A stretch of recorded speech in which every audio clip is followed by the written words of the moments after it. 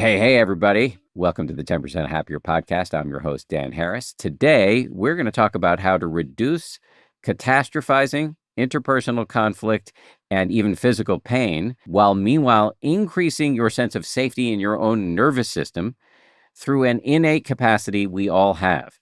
That capacity is imagination. Now, you might be thinking, imagination? That sounds either boring or like something other people have, like people who work at Disney or Pixar. But we're all imagining all the time, thinking about it. We're always casting forward into the future, thinking about how things may go, often in paranoid and phantasmagoric ways.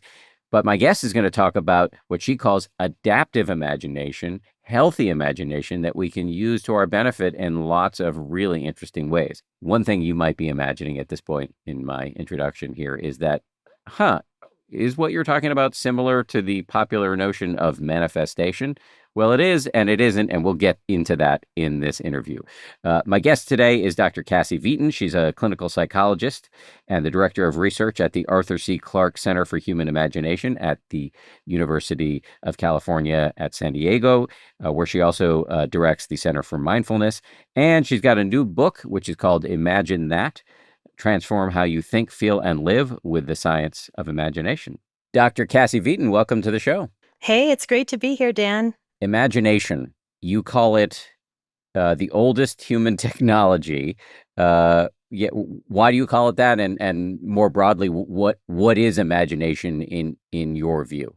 So the first thing I would say to listeners is, number one, to begin to view your imagination as a useful tool, as a useful territory of your cognition. So when I talk about imagination, they think of it as a kind of maybe a little frivolous, a little bit of a luxury. Some people are very imaginative, others aren't.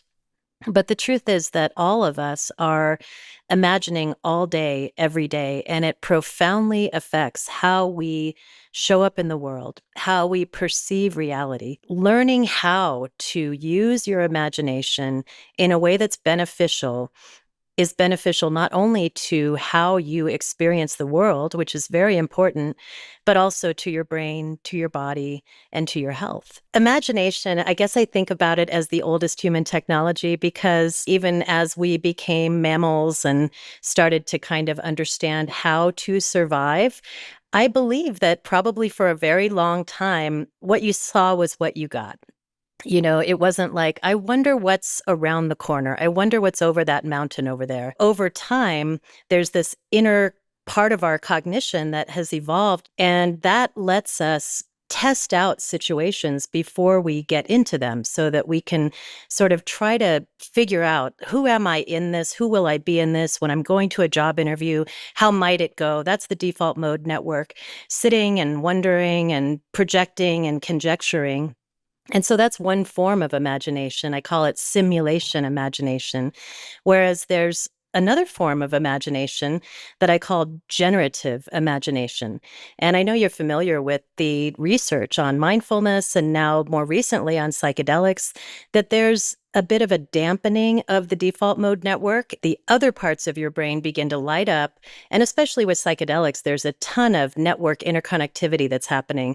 And so that's where these new and different ideas start to emerge. The interesting way that mindfulness connects to imagination is it allows you to understand, when am I imagining and when am I sensing?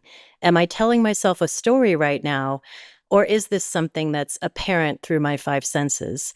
And that is very helpful, especially with negative forms of imagination. And you know this from your meditation practice, I know it, that one of the interesting things is when you sit quietly practicing mindfulness.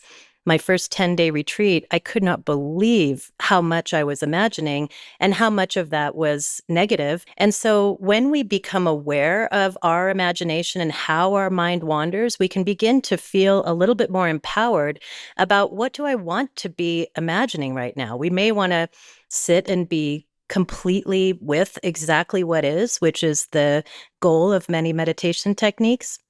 But we also, in our day-to-day lives, might say, I notice I'm imagining something really awful about the rest of my day. What if I was to say, how about if I imagine something positive for the rest of my day?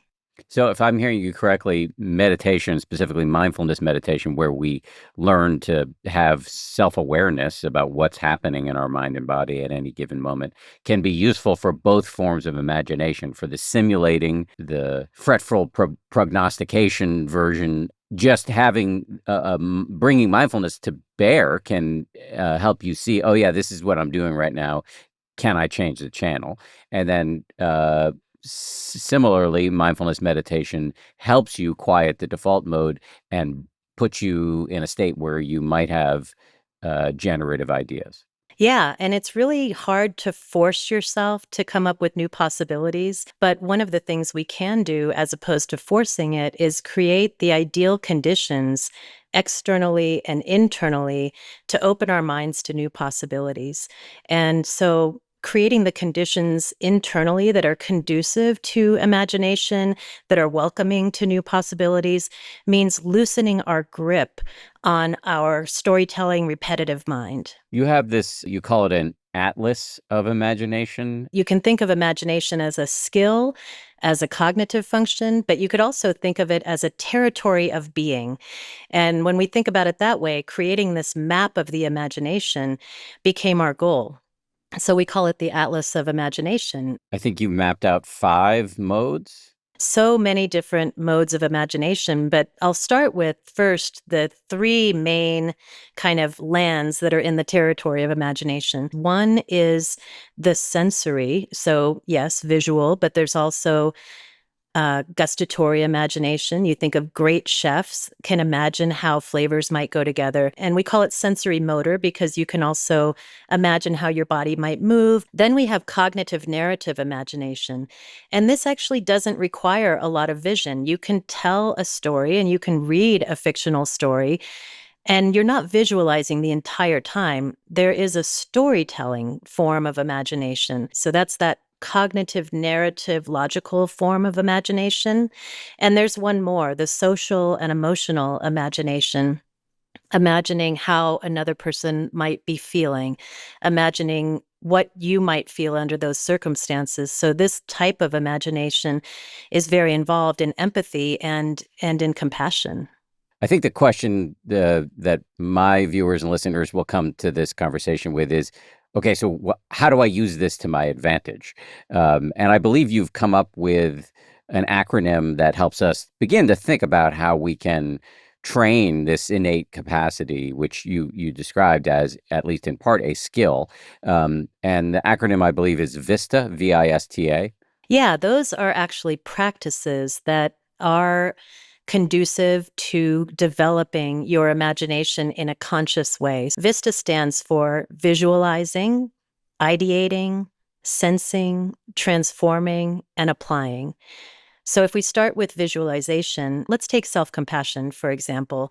There's a very common exercise in self-compassion, which is to imagine someone who loves you very, very much, who has uncomplicated, endless love for you. You imagine that person, and whatever problem you might be dealing with, you might imagine how that person would react to you, as opposed to your own brain, which is like, hey, man, get it together. Come on, step up. Not always kind. This is a kind figure. That's one example of how visualization can help us in our everyday lives to see things in a different way, to have a new perspective. Maybe we made a mistake. Maybe we did something that we're not proud of. We're beating ourselves up for it, maybe just today, but also maybe for years on end. Those practices of visualizing the loving, compassionate figure. Other concrete examples that seem minor, but they actually have a pretty big influence on your daily life, is just imagining situations before you go into them, especially if you're nervous. I spent some time sitting and imagining, what would it be like to sit down and talk to you? How would I want to show up? How would I want to speak? What kind of level of authenticity and vulnerability could I imagine in the future so that I could actually have it more likely when I'm talking to you? And that goes for something simple. When we're working out or when we're recovering from an injury, let's say you're in physical therapy. This is a great study that was showing people who were recovering from an injury and working that muscle. When they imagined the muscle strengthening as they were doing the exercise, they got 30% more muscle strength than if they did it just distracted. So visualizing is a powerful tool that we can use very practically. Before we move on to the I in VISTA, we'll just stay with visualization for a second, because I find this fascinating. That thing you just said about how you can visualize your muscles getting stronger or healing after an injury, and just just the visualization can give you a boost on top of the exercises you also have to do. Right. And I'm not sure we know all of why. I mean, it's possible that in those experiments, people were just focusing so much more as they were visualizing it, that they were doing the exercises better. But there could be some other reasons for it too, that you are actually giving the message to your brain, I want to strengthen this muscle. And your brain is like, great, I'm going to put into motion the things in the body that need to strengthen that muscle a little bit more. So in a very real way, your imagination is a messenger to your brain. What you imagine, you're kind of telling your brain, hey, I want to get ready for a great day, as opposed to getting ready for a fearful and difficult day. When I kind of say, I want to get ready for a great day, that means I'm going to show up in a way that's more relaxed, more grounded, more skillful than if I show up to my day a little bit defensive, a little bit on guard, a little bit ready for something bad to happen, and more reactive. Okay, so you're a scientist and you're citing evidence to show that visualization can help us practice for things and therefore perform better, can help us heal more quickly from injuries, can help us change the complexion of our day.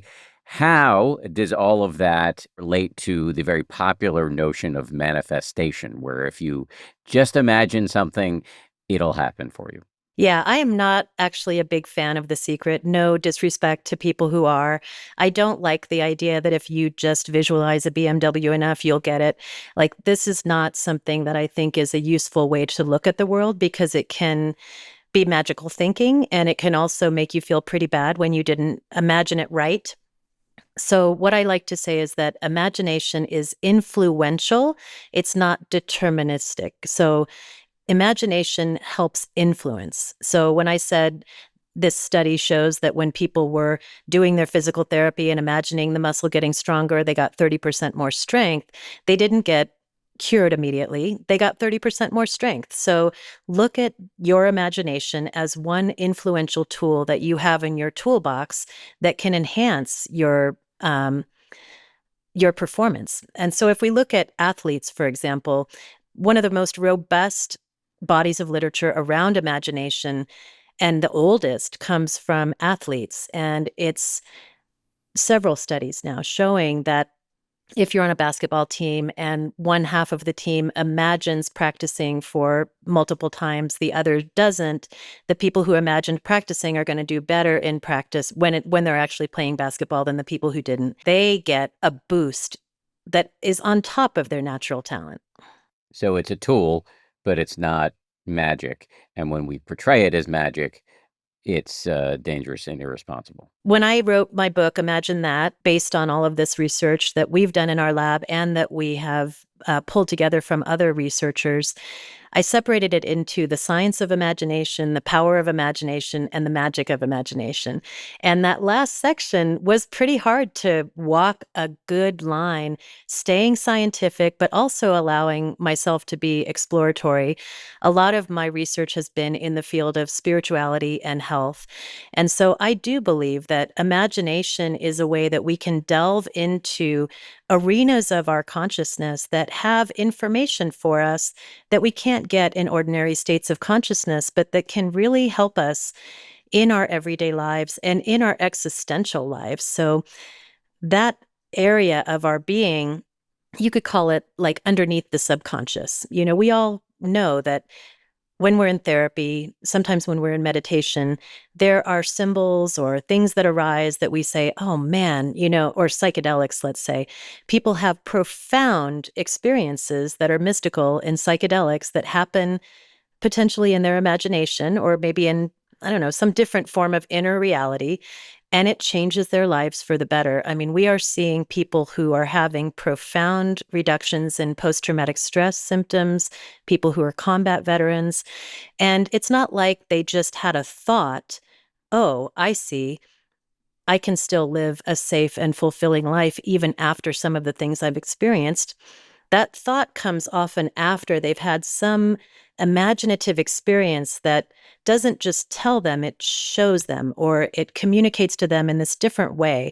So I do think there's kind of a magic of imagination in that sense that it helps you get in touch with a sacred aspect of yourself, and it gives people a sense of existential or spiritual relief when they encounter these figures. You could even say, and I hope this doesn't offend anyone, that the religions around the world were people imagining all of these very complex systems of symbols and metaphors that could help them get closer to their values and remember their connection to the sacred and in their everyday lives, even when they're facing challenges. And I find that very helpful for many, many people. A few things before we hear from our sponsors. I just want to gently nudge you, if you haven't done it already, to go over to danharris.com and sign up for my new-ish meditation app, 10% with Dan Harris.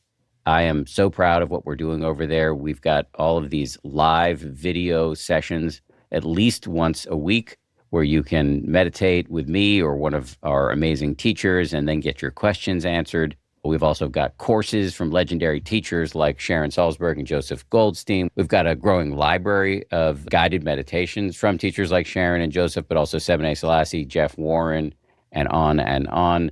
But really, the secret sauce is community. It is so hard to boot up or maintain a meditation practice, and one of the things that really helps is doing it in the carpool lane, and that's what we have set up over on the app. Go to danharris.com. There's a free 14-day trial if you want to check it out before you buy.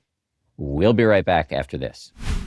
I was so bad at so many subjects in school, but there was one thing I really loved, and that was learning new languages. So I'm really excited that Rosetta Stone is one of the sponsors of our show. Rosetta Stone just came out with Rosetta Stone Sapphire, their biggest launch in over a decade. This brand new language learning app uses the research-backed method Rosetta Stone is known for and adds fresh, cutting-edge features, making it easier than ever to go from knowing a couple of phrases to speaking confidently about the topics you care about. I have played with Rosetta Stone Sapphire, and it's really impressive. It makes the learning process quite fun and interactive. You can do it right there on your phone. And I picked randomly Japanese because I have been fantasizing of late of taking my family to Japan at some point in the next couple of years. And I was picking up phrases within 5 minutes.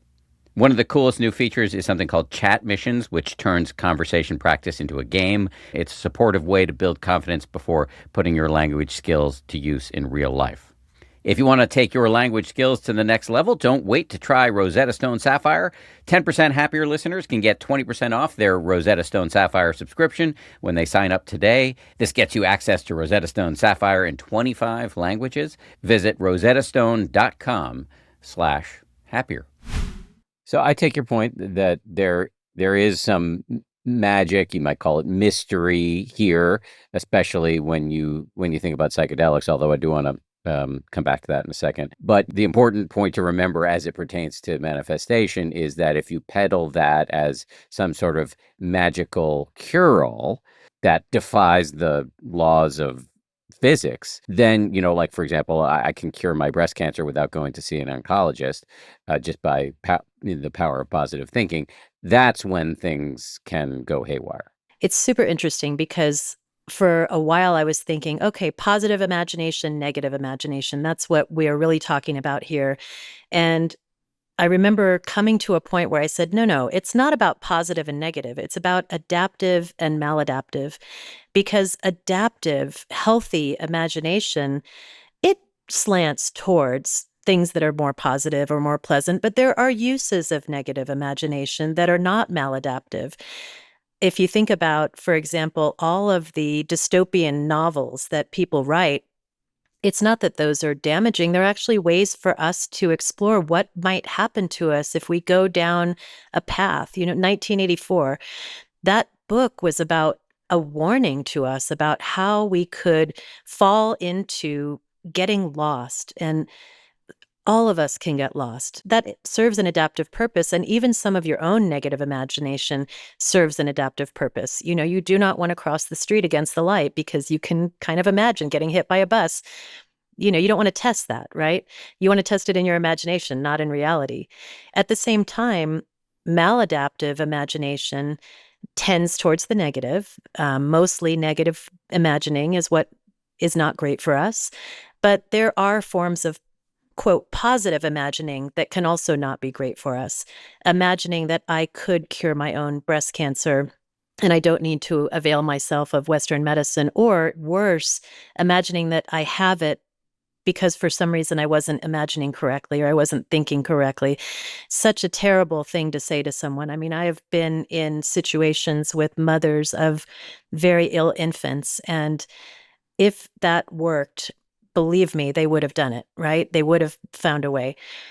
At the same time, if you're in a dysfunctional relationship, let's say, with someone who is truly destructive, you can imagine for many, many years that that person actually does love you and they are going to get better and they are going to follow through with their promises next time.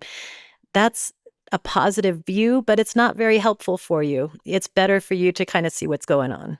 Back to the blame the victim aspect of the power of positive thinking or manifestation. And I'm sorry to keep coming back to manifestation, but it's one of my hobby horses because I think it's so fucking dangerous and it's disturbing that it's this popular. Back when I was a news reporter, I interviewed a bunch of the gurus who showed up in The Secret. The Secret, for those of you who are unfamiliar with it, was a massively popular DVD and book. It really was just about the idea that you can get anything you want through the power of positive thinking. And I remember asking one of these jokers, okay, I just covered the earthquake in Haiti. Are you saying that that city was devastated, all those babies died, and some of them in utero because they were thinking incorrectly?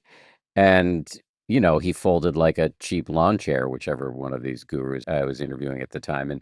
And you just have to run the the counterfactual here to see how ridiculous this claim is that you can get anything you want through the power of positive thinking. Having said that, I do think, I did have Dr. James Doty, who sadly is no longer with us, on this podcast to talk about what I called a sort of non-bullshit version of manifestation. And I hear that when you're talking, like there's this way in which in some ways, and you'll correct me if I'm wrong, I think about it like we can, through visualization or other forms of imagination, kind of talk to our subconscious, make the mind and body open to possibilities to fulfill our dreams in some way.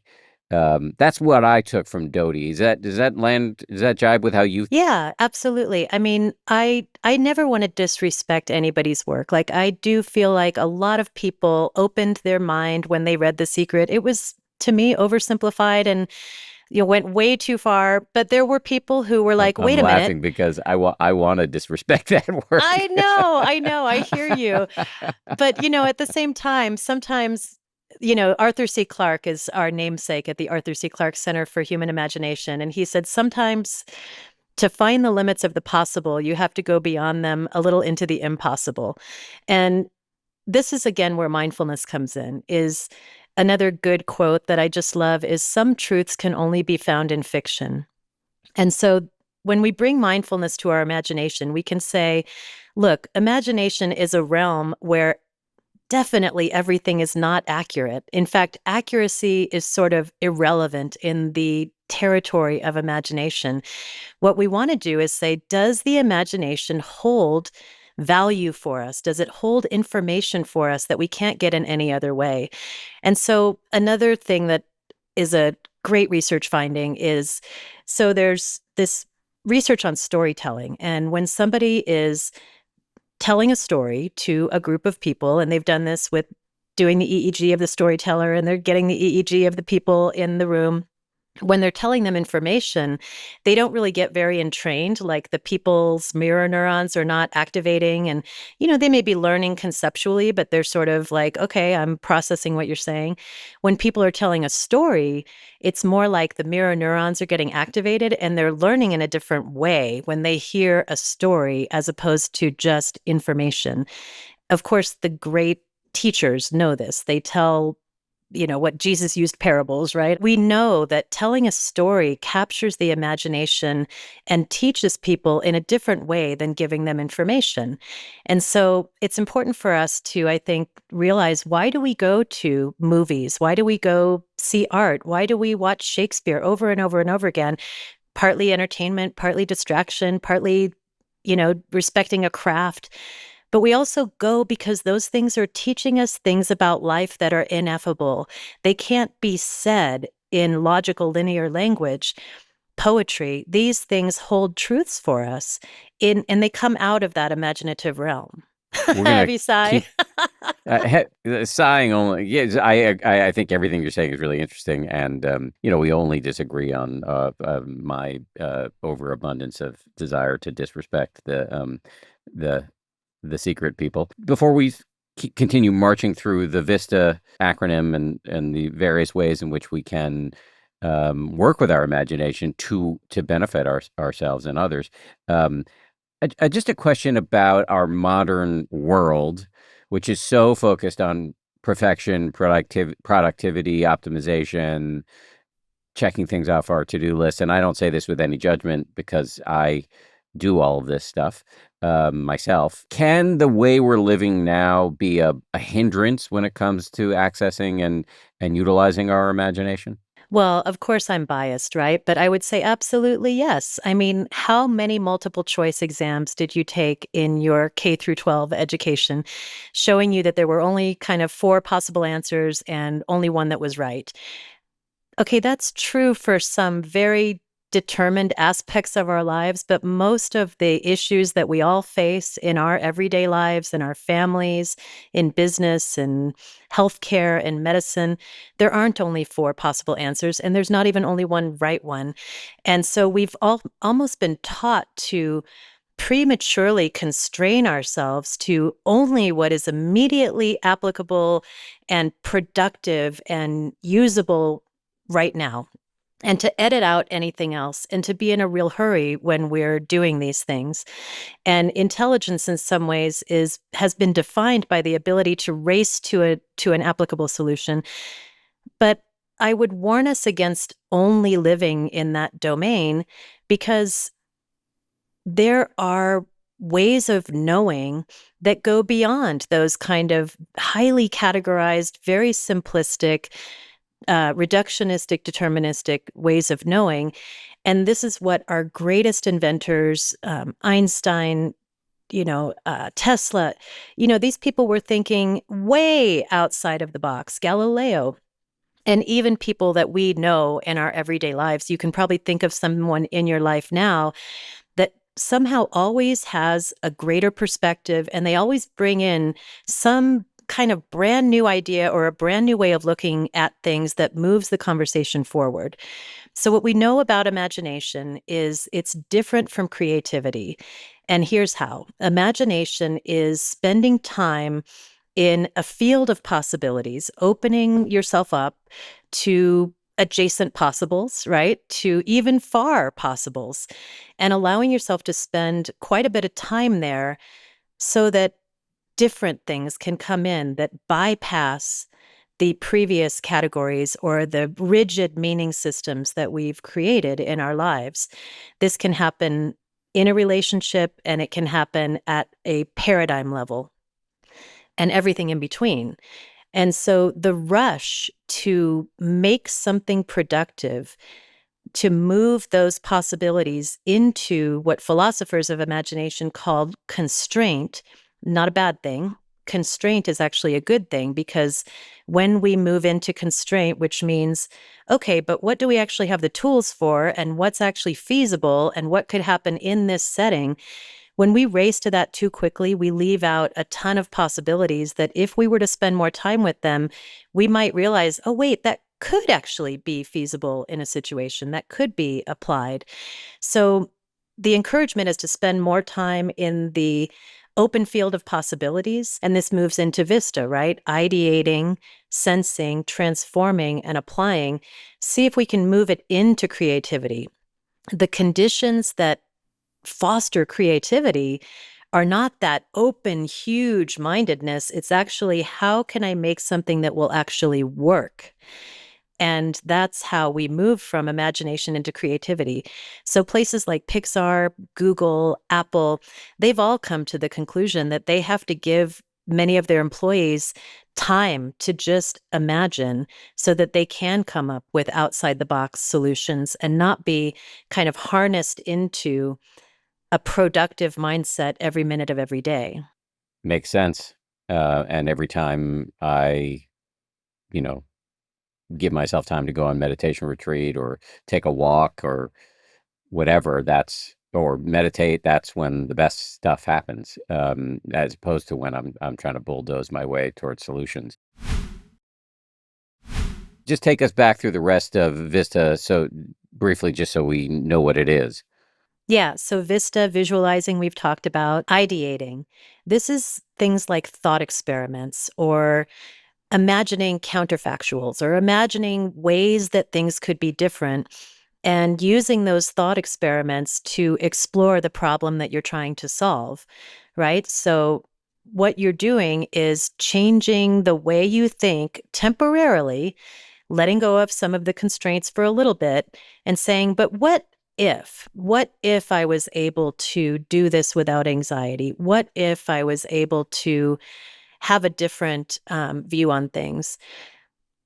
I'll share with you a difficult example from my life. I'm in recovery from alcoholism. And when I was an actively practicing alcoholic, my imagination got very, very, very compressed and narrowed.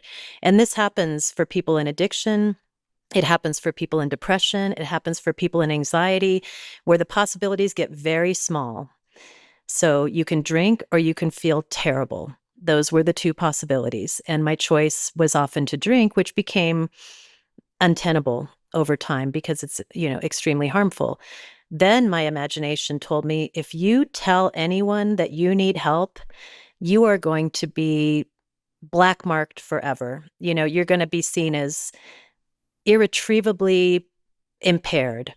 And so the main thing you need to do is make sure that you never let anyone know how bad this is. That became a year at least of self-torture and not functioning well, not showing up how I wanted to be, and finally hitting a place where, out of sheer desperation, I called a coworker and said, I can't stop drinking.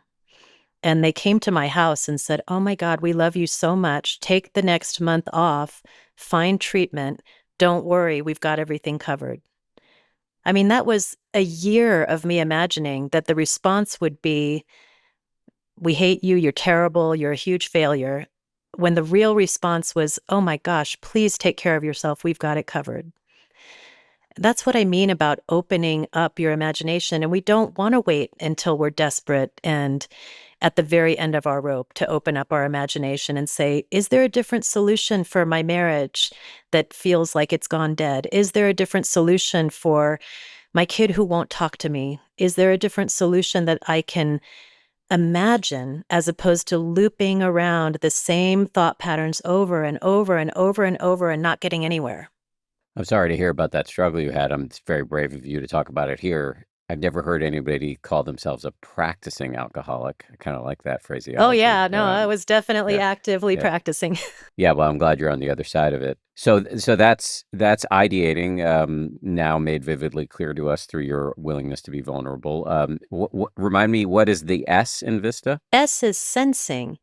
And so one of the things that can really make your imagination so much more useful to you is to move beyond the visual, as we were talking about, and sense into, how might it feel different if I did this in a different way? How might it feel differently in my body? How might it feel different in my emotions? How might my heart, my state of being be different? And so you can imagine a situation that is not happening right now, maybe one that you want to happen. And instead of just visualizing it or ideating about it, put your whole entire body into the situation. I'll give you a good couple of examples. One is a colleague of mine named Bob Beard is at the Center for the Science of Imagination at Arizona State University. And he's working with veterans who often come out of their time in the military feeling like they have limited possibilities, like their identity was their military life. They may have experienced a ton of trauma. They're carrying that with them. They don't really know where to go next. So what he did was paired them with artists, and they sat down and started imagining possibilities for their new life that were unedited. Like, let's not think right now about exactly how this is going to happen. Let's just imagine yourself in a new life where you are the kind of person you want to be. You're showing up, you're in the activities and connections you want to have. The artist sketches it out for them and creates art pieces that the veterans then kind of use as guideposts or a map for how they want to move into the future. It's not that they create a carbon copy future of what the artist created or what they saw in their minds, but it sure gives them a sense of hope and optimism and a compass. What is my true north? And how can I orient all of my decisions around that true north? It helps a lot if they put themselves into the situation. Another example is we have used virtual reality quite a bit in our studies. Virtual reality for mindfulness training, virtual reality for awe induction. And during COVID, my colleagues, Patrick Coleman and Origami Air and the Arthur C. Clarke Center for Human Imagination, everybody was at home, but they had their VR headsets. And so they had youth from a number of different countries who would join in their VR into an airship that was flying over something like the Pacific Northwest. And they had conversations in their avatars with each other about what kind of world they wanted to build in the future. Number one, many of these young people said, no one's ever asked me what kind of future I want to build on Earth, in our world, in our society. And so they had to really think about it. They shared it. And then the VR artists were, as they shared, creating that future. And eventually the airship landed. And when the avatars came out of it, this is all in a VR headset, they saw what they had imagined, the village square, a place where elders were respected, a place where art could be made and shared, a redwood grove where people could go to reflect and be mindful. It was incredible, that the embodied entry into that kind of place, whether it's in VR, in art, or even just in your imagination, has a whole different power in helping with you being able to hope, have optimism, have a direction, and even create some plans about how you're going to get there. Very practically on the sensing part of VISTA, like how would I do that in my everyday life in order to access this? Well, I was listening to your podcast a while back, and you talked about fear of going into an MRI. And so that would be a really good example of being able to lie down, imagine with all of your embodiment what it will be like to lay on the table, to be rolled back, to have the huge sounds, doing that over and over and over again, but feeling yourself in it, relaxed, calm, grounded, even fearful, but being able to witness the fear and allow it to be there and return to the breath. Doing that over and over and over and over again in your imagination is in some sense a form of exposure therapy, I guess you could call it. When you do go into the situation, no shame if it's like, sorry, still panicked, still don't want to go in, but it's much more likely that you'll be able to do it in a way that you want to do it if you've imagined it all that time. As I say, it's influential. It's not something that's going to cure everything, but there is now a ton of exposure therapy using imagination, using virtual reality for people who have trouble with that kind of detail in their imagination, using graded exposure therapy for fear of flying, fear of spiders, fear of all kinds of things. Walk us through T and A, and then I want to ask you about some very specific use cases. Yeah, so very quickly, T and A are transforming and applying. And this is where we get into the realm of creativity. So you've visualized, you've ideated, you've sensed into it. Then it's like, okay, can I take these imagined scenes and transform them into something that's actually real or actually helpful in my life? Also, people have had some very interesting experiences where they have done imagination exercises going back in time to a very difficult part of their lives and meeting themselves in that part of their lives and saying, "Hey, kiddo, I know that it's really, really hard right now. And I'm so sorry you're going through this. Just know that you're going to make it through this. You are going to make it through it. And I'm here in your future. I've got you. I'll see you when you get there." Okay, it obviously doesn't change the past, but wow, it really changes somebody's feeling about the past. And that change in perspective and feeling helps them live into the future in a way that's not hampered or driven by their past. That's a great experiment done by colleagues Julia Mossbridge and Michael Sapiro. They also have people go into their future and meet their future self and say, this is your idealized future self. It's somebody who's embodying the way that you want to be in the world in the future, and having their future self kind of be like, "Hey, man, I'm up here. You're going to do great. Here's a couple tips for how you get to where I am right now." Those imagination exercises seem like such a fantasy, but when you talk to these folks, they're like, "Ever since I met that future self, I know where I'm going. I know how to make decisions. I just ask myself, is it taking me closer to that future self, or is it taking me further away from it?" Did we cover the T and the A there? Yeah, so transforming, that's what transforming is, and applying is bringing it into the world. Whatever you imagined, even if it's something that can't happen right now, can you sketch it? Can you diagram it? Can you sort of write it down? Can you create a poem about it? Can you create a painting about it? Can you do something? Or can you actually create a project? Can you create a podcast? Can you create a paper? Can you create an organization that is going to actually make change based on what you learned through the earlier parts of VISTA? Okay, so let's talk about how to apply our capacity to imagine in some very specific areas of our lives. You write a great deal in your book about using imagination to deal with catastrophizing. Um, so let's get super granular and specific on how we can do that, because I think a lot of the people who listen to the show, including the host of the show, deal with a lot of catastrophizing. Yeah, I mean, pretty simply, if you continue to catastrophize about an upcoming situation, I'm going to do a terrible job, something terrible is going to happen to my child, this is never going to make it, that what I'm trying to do is never going to manifest itself. You can't really stop that.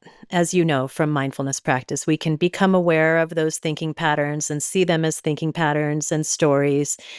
But you can actually create counter stories and imagine them in great detail. I am going to be able to make it through this. There is going to come a time when my kid and I are going to be talking to each other again. Today, they're going to have a good day. They're not going to have a terrible day. They're not going to fall apart.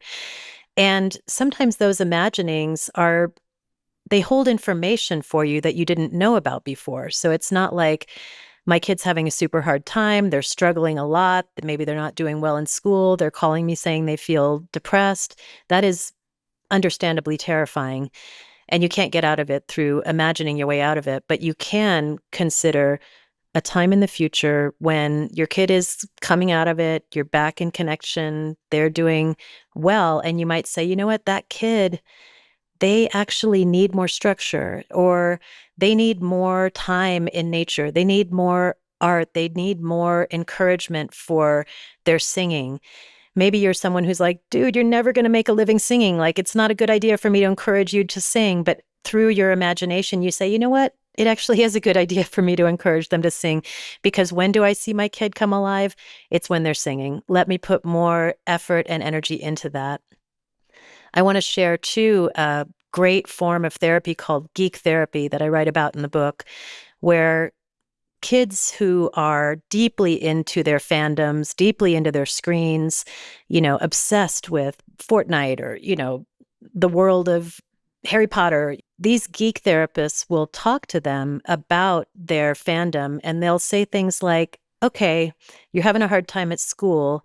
Which of your friends reminds you of the villain in the thing that you're this huge fan of? Which of your friends reminds you of, who's the Sam to your Frodo? Who's somebody that has your back?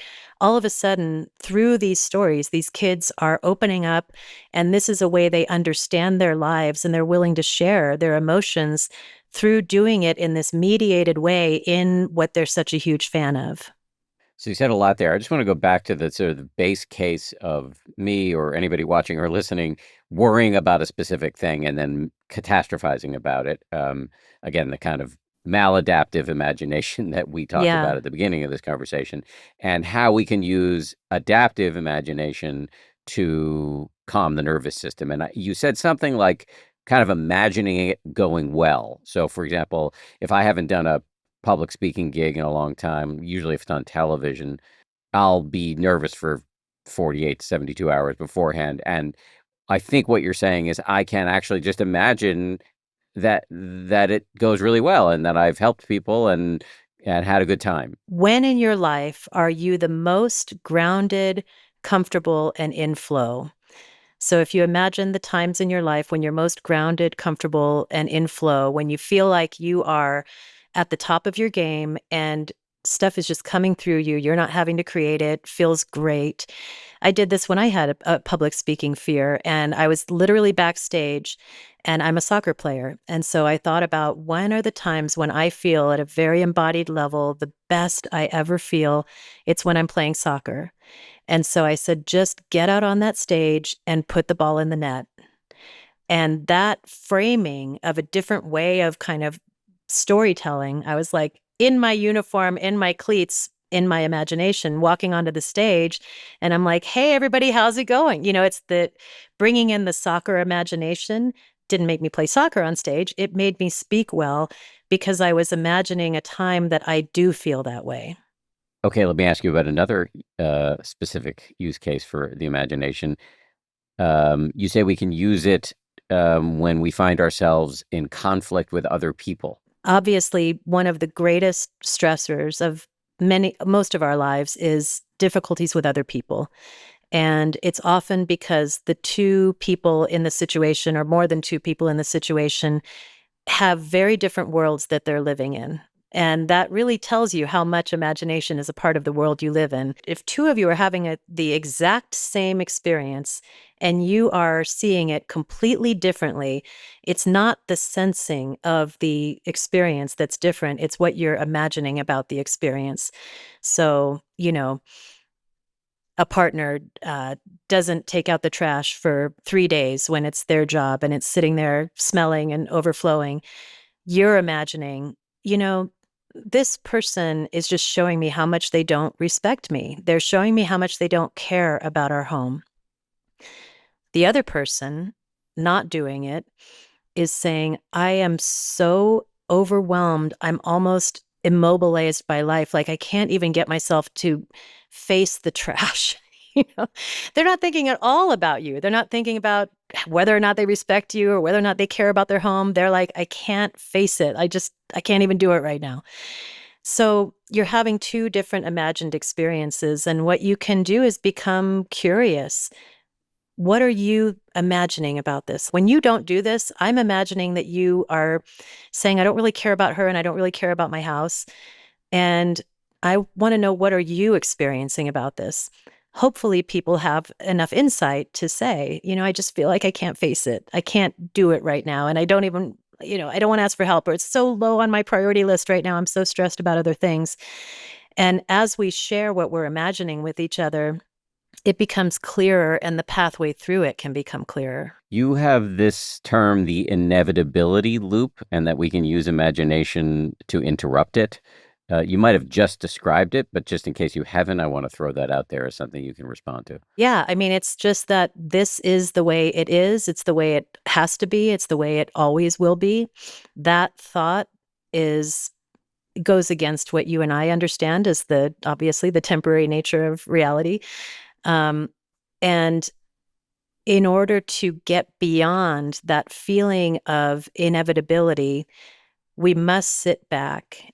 And if we need to, we can create external conditions for new perspectives and imagination.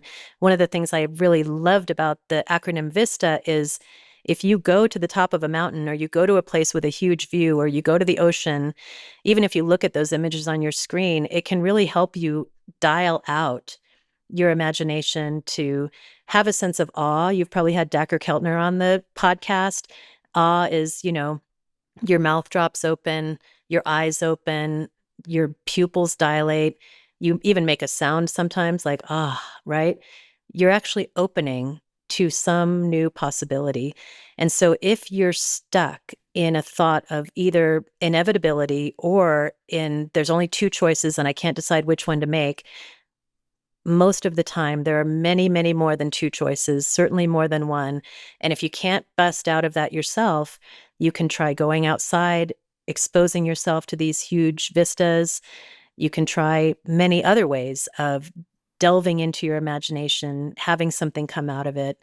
All kinds of practices do this throughout the world. And psychedelics are one of those. Not for everybody, right? But if you've been beating your head against one wall for a very, very long time, sometimes it takes a 2x4 to crack that open. How can we use imagination to deal with physical pain? Yeah, there are some good studies showing, and sometimes this is with just imagination, and sometimes this is with addition of virtual reality. One of the most powerful studies is when kids, young people have a burn and it's severe, they have to go through a process of wound debridement, which is one of a very painful medical procedure that has to happen to avoid infection and speed healing. And so what they did for these kids is gave them a VR headset and put them in a snow cave where they bury their body in snow and there's ice everywhere. While they're doing the wound debridement, which burns and feels hot, they're in this and they showed significant reductions in pain. Now people are using VR for something even like dental work with kids or getting a blood draw, which is very scary for most kids. They're finding, I'm not even sure why they're not doing this all the time now because the data are very clear that in part because of distraction and in part because you're giving your brain different messages that are pretty compelling, that kids do much better with blood draws, with dental work when they're in these imagined worlds. VR headsets are not always available to us. So if I've just stubbed my toe or I'm in an interview and this often happens and my back is hurting, can I use my imagination to reduce the pain signals? Yeah, put a snowpack on your back in your imagination, stick your foot in an imaginary cold, cold, cold waterfall. The reason we use VR is because it's a powerful illusion and it gives your 360 degree. It's a very like the first time I learned about VR, they asked me to step off a plank that was 4 stories high. And, inside of your mind, you're in a room and if you step off, nothing's going to happen. But, I got into a cold sweat. I could not step off that plank. Very powerful illusions can be helpful. But if you train yourself in imagination, you can harness the influence that imagination has. Won't take away all the pain. It will not take away all the pain, but it will help you reduce it. Final question for me. I saw something in preparing for this. Marissa Schneiderman, our senior producer, gave me what we call a prep doc. There was something in there about re-enchanting life through what you call glimmers. And I specifically saw a mention in there of how these glimmers can allow you to feel safe in your nervous system, a phrase that really struck me because as somebody who's had quite profound anxiety since sentience, that is not always a sensation I have. So I wondered if you could say a little bit more about how we could get these glimmers. Yeah, so I'm trying to remember the name of the psychologist or healthcare practitioner that coined the term glimmers, but she calls them the opposite of triggers. So we have triggers throughout our lives. We typically overreact to a cue in our lives because of past experiences, understandably, and those triggers can reactivate some old stuff. So we might get more angry about a situation than we would have been otherwise because it connects to a past one. We might get more reactive or more scared. Glimmers are kind of the opposite of that. Right now, there's a bird making a nest on my porch, and there's these little tiny birds in it that are meeping. These are like antidotes to find some of the beauty and the mystery of life, and they work in exactly the opposite direction, telling you, hey, life is pretty amazing also. There's a lot to be grateful for. I am kind of in a place where there's so many things in my life that I could be paying attention to that are right and good and true. And those things don't always have to be real. You can spend time in your imagination encountering these kinds of glimmers, these things that make your nervous system feel better. Anything from imagining that you're going to a beautiful, safe space. People have cultivated these imaginary safe spaces in their minds. Mine is like a mossy bank next to a river. And, I sit there watching the leaves go down the river. That can be thoughts or worries. And that can be really helpful for me.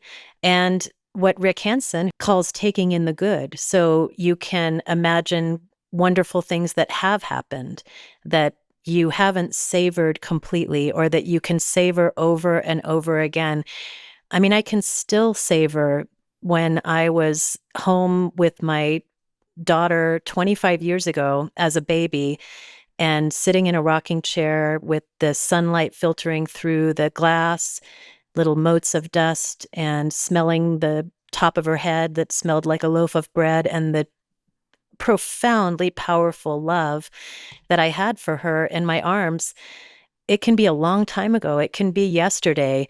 But as Rick says, we tend to ruminate about the negative. We can make the choice to also savor the positive and bring it back to mind and pay more attention to it.